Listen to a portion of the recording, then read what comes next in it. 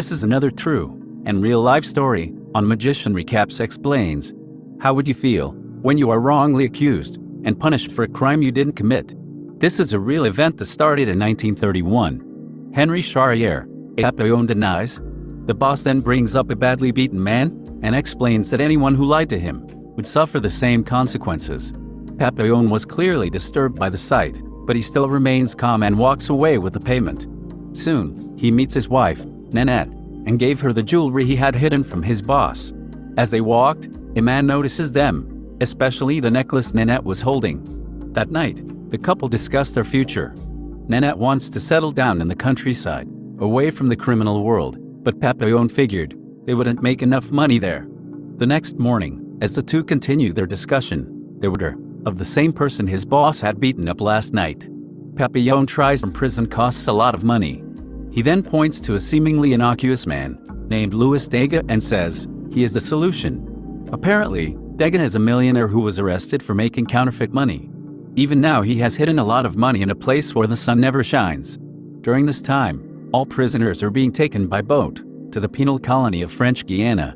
In the night, Papillon approaches Dega and offers to protect him for money, but he refuses. Late at night, while all the prisoners are resting until he reaches the penal colony, he doesn't want to run away with Papillon because he thinks his wife will get him out soon. Then while everyone is resting, the last night's killer targets Dega. He comes to the rescue. The two engage in a fight. This warns the officers. Papillon was punished, but he doesn't seem to care. He's just glad Dega wasn't killed. The next morning, the man agreed and told Papillon to arrive at the shore the next night. Soon after, a dangerous-looking prisoner notices the plan and approaches Dega to take his money. But even now, Papillon has come to the rescue. He fights the man and defeats him, though he is wounded in the process. Seeing this, Dega realized that he wouldn't be able to survive even a day without Papillon. By the time his wife finds a way to get him out, he will be long dead. So with no other option, Dega also joins Papillon in his escape plan. The next morning, all the prisoners were called to the yard to witness an execution. It turns out that, while trying to escape, Juliet killed 2 guards. He will be punished with a guillotine. As all the prisoners watched in horror, Juliet is fitted to the device and decapitated. The warden then orders Papillon and Dega to bring the corpse to the burial site. Unfortunately, on the way, Dega broke down. He had never even seen a dead body in his life, but now they made him carry a headless man. Papillon encouraged him to get up, but to no avail. Soon after, the guards also came and threatened Dega to pick up the body. When he refused, one of them began to whip him in the back.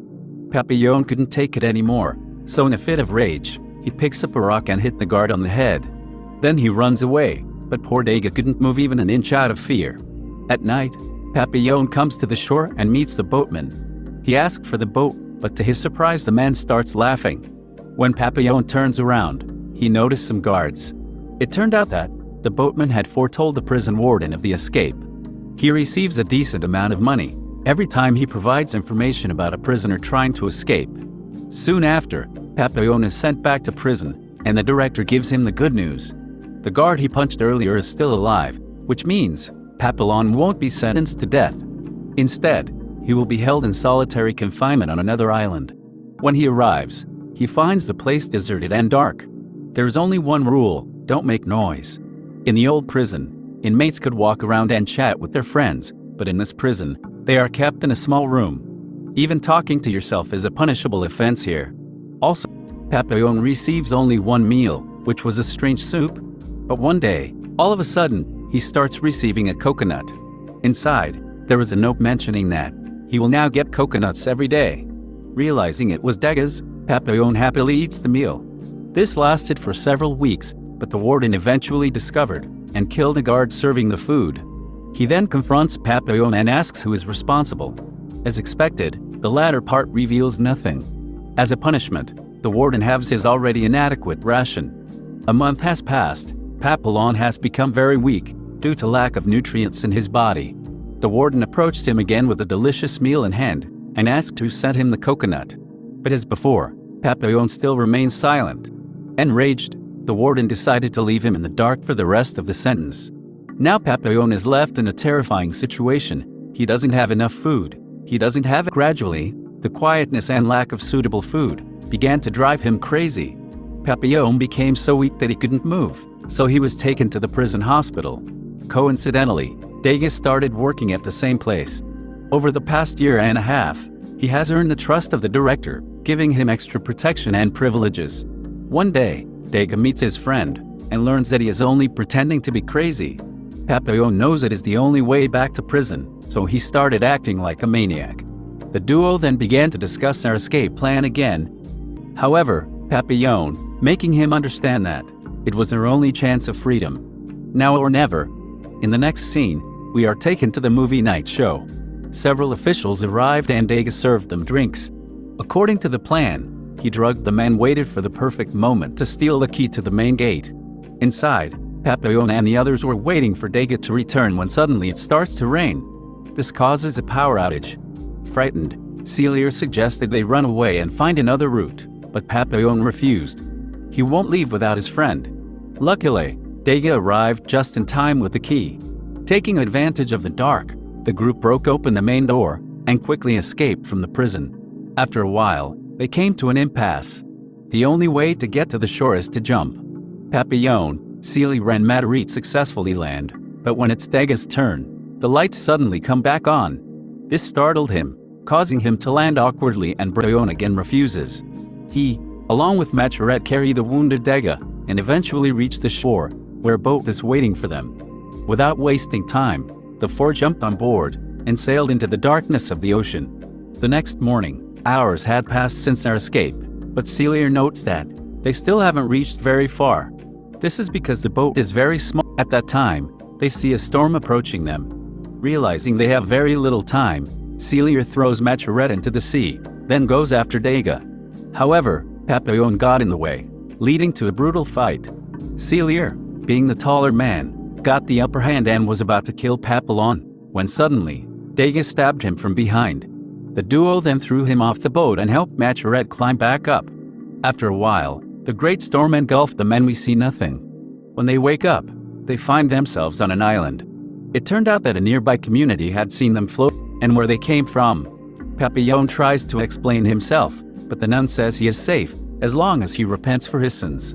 That night, Papillon meets his best friend and tells him they must leave immediately. However, Dega refused, saying their deal was over.